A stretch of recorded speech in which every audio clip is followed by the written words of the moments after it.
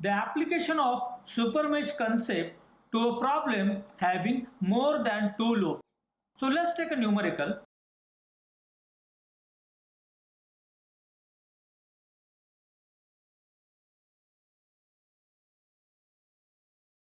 So I have considered a problem having a voltage source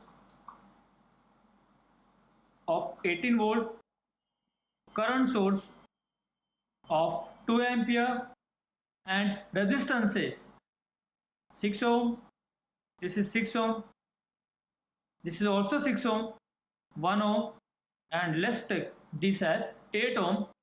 The target is to get a current flowing through 8 ohm. So I8 ohm is the objective using mesh analysis. Now 3 loops are there. Immediately I will mark loop currents I1, I2 and I3. Based on the directions of these currents, I will have voltage polarities.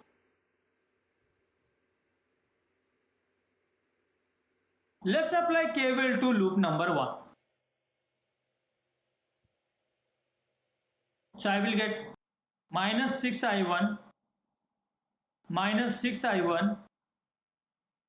plus 6I2 plus 18 equal to 0. So I will get finally minus 12I1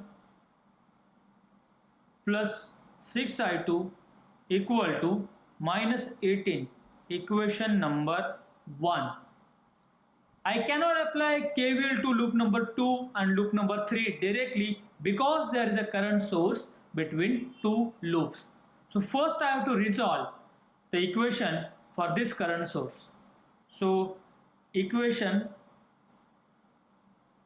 of current source.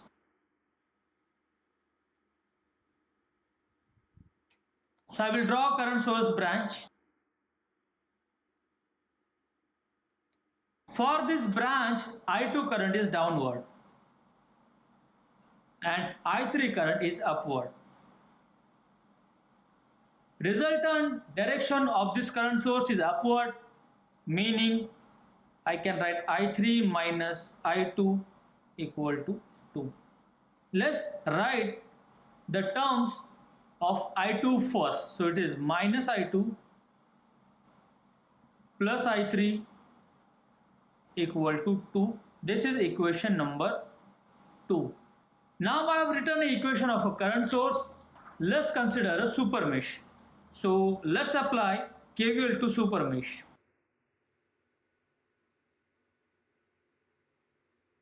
First I will draw a super mesh.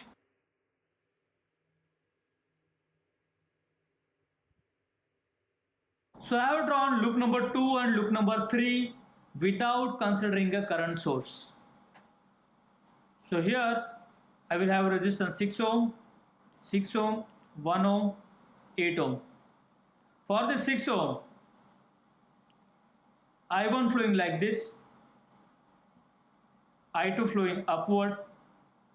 This 6 ohm, only I2 is flowing.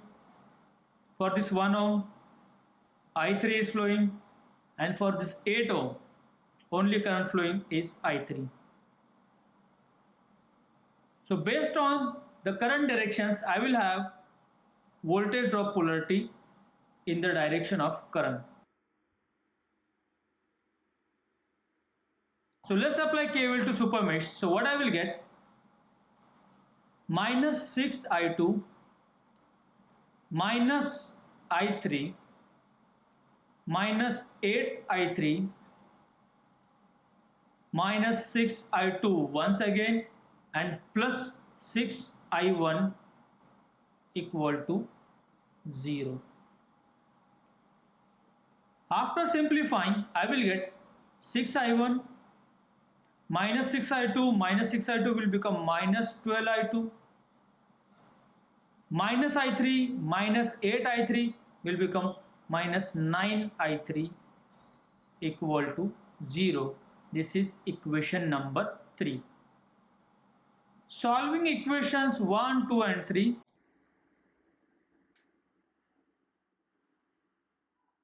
I will get I1 as 1.25 ampere,